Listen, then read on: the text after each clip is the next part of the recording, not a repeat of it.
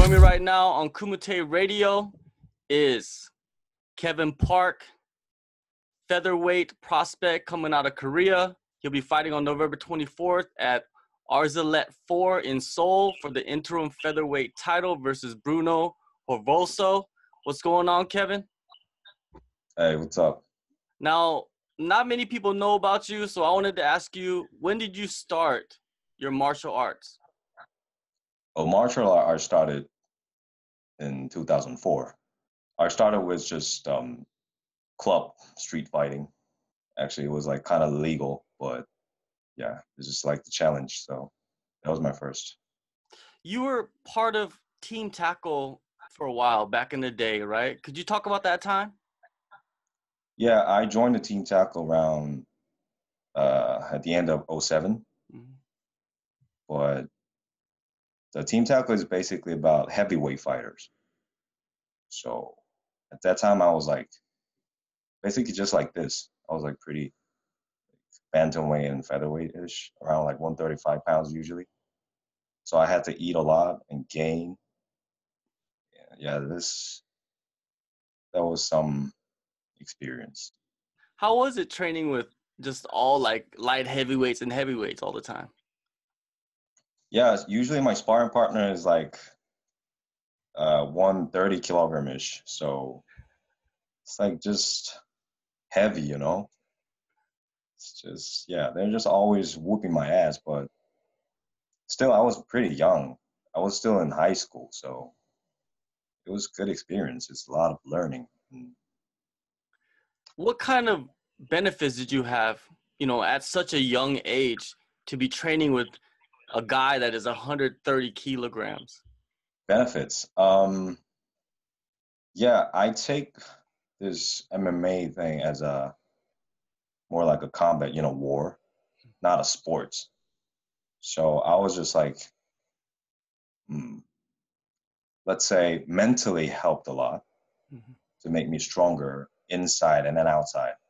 Yeah, it was just, anything is not working for them because, 'cause I'm too light, and sometimes I use better technique, and of course I'm faster than them.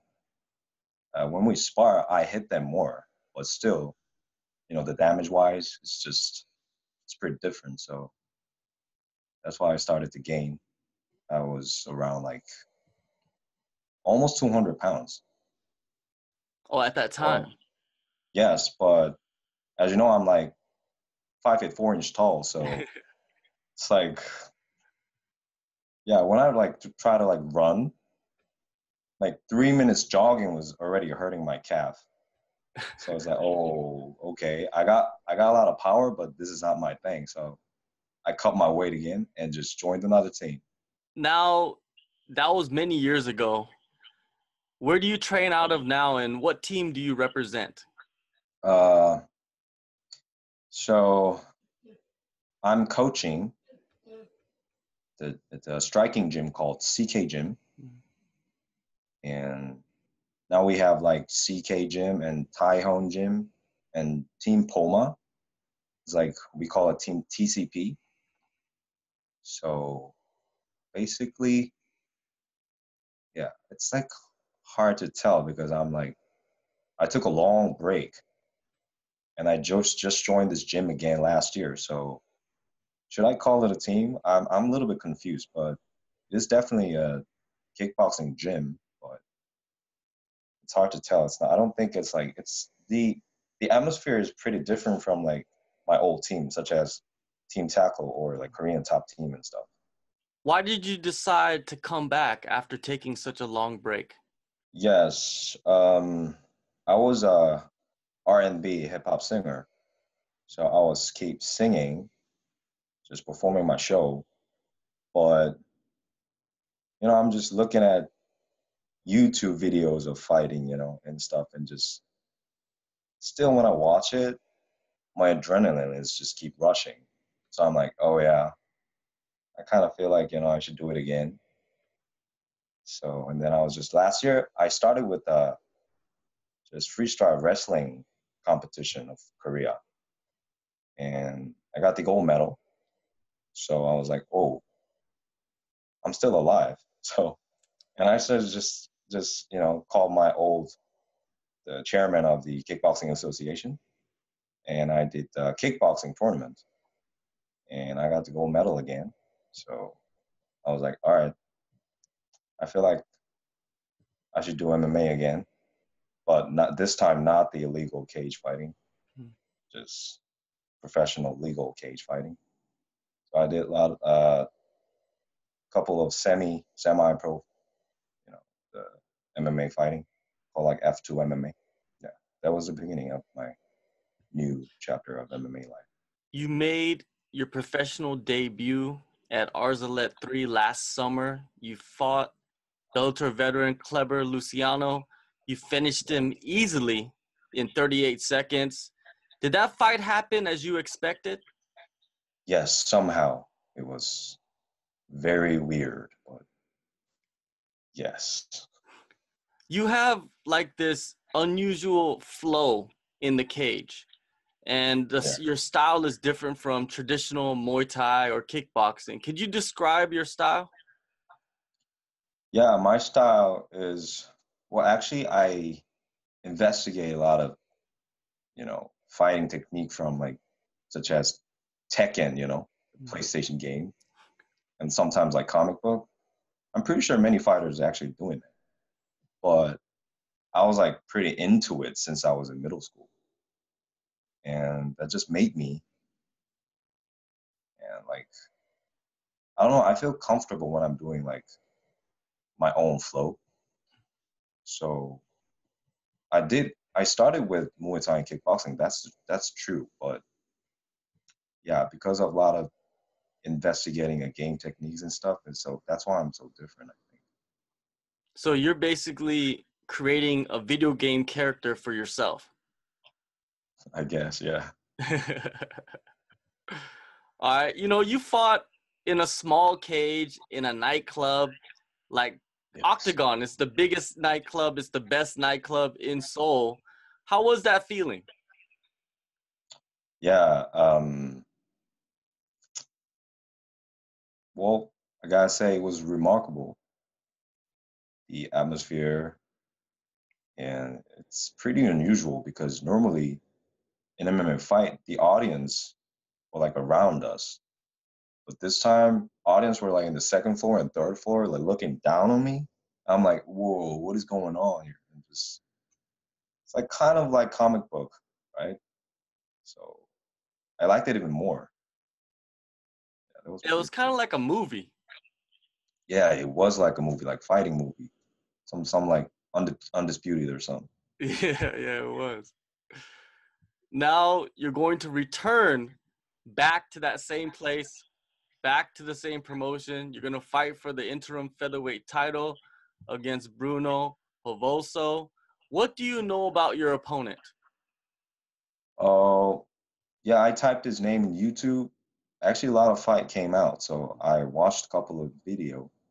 In his team is, the shootbox, which is famous from like former like champion Anderson Silva and Vanderlei Silva, and they're pretty tough. They're good at striking. Since they're Brazilian, their grappling is pretty good too. And I saw his fight. He won 13 times, and there is no decision actually. There's like half is KO and half is uh, submission, usually from like ninja choke, which is pretty unusual. So he's pretty interesting and not like Kleber. I think he's trying to strike with me, which is a bad decision. And his striking angle and stuff is pretty like normal fighter, which is, I mean, I respect it. It's pretty good. He showed from his record, but my angle is pretty different. So, well, we'll see. So this type of fight, the style that he brings, it's pretty exciting. It's a good matchup, don't you think? Yes, yes. I'm very excited. So how have you been preparing for this fight? Just same routine. I don't do like extra training. Just yeah, I care about more mental. So I'm like just yeah. But when I think deeply, then I get like too excited. So like my friends like having a hard time, my girlfriend too. So I'm just like kind of just like whoa, whoa, whoa, and I'm gonna press that switch, that button on the fight day. So yeah, my I don't prepare for a lot, a lot of things. I just do the same thing, just sparring usually. Sometimes just jogging. Yeah, that's it. I saw that you recently went down to Thailand. Did you get some training in while you were there? Oh yeah, that was actually pretty random. That was just normal trip to Bali first, and then on the way home, I stayed in Bangkok for like 2 days. But then I searched. There's a legendary champion, Sanchez James over there, right? The Yokao. So Yeah. I was like, damn, I should visit. And I went there, and actually, yeah, I introduced them. Yeah, I'm a MMA fighter, and I could just do some like 1 hour session from the one of the 70 kilo champion, Ikwizang. So he hold a pad for me, and I got some like Muay Thai advice, which I know actually, but still I was being humble because yeah, he's like his career is more than me. So yeah, it was really good experience, but it was random. I saw that you took a picture with Sanchai. He's a legend. Yes, yes, I did. He's like, I was like, can I take a picture? And he's like, oh, you're strong, you're a champion. So I was like, whoa, you calling me champion? No, man, you're the champion. Whoa, I'm like baby, and he's like laughing. Kind of speak English, so it was really fun. Yeah, he's a very cool guy. I met him a couple years ago when he came to Oh, Korea for some Muay Thai festival or something, and very yeah, humble guy. He's like a normal guy you could see on the street. You don't even think that he would be Sanchai. exactly. Now, this fight, how do you expect this fight to go down? Um, First round knockout. I could see from the vision again, so I'm just gonna try to make it happen. All right, November 24th, Seoul, South Korea, Arzalet 4. Kevin Park Yes, will face Bruno Roverso for the interim featherweight title. Thank you, Kevin, for your time, and good luck on your fight, man. you're always welcome. Thank you.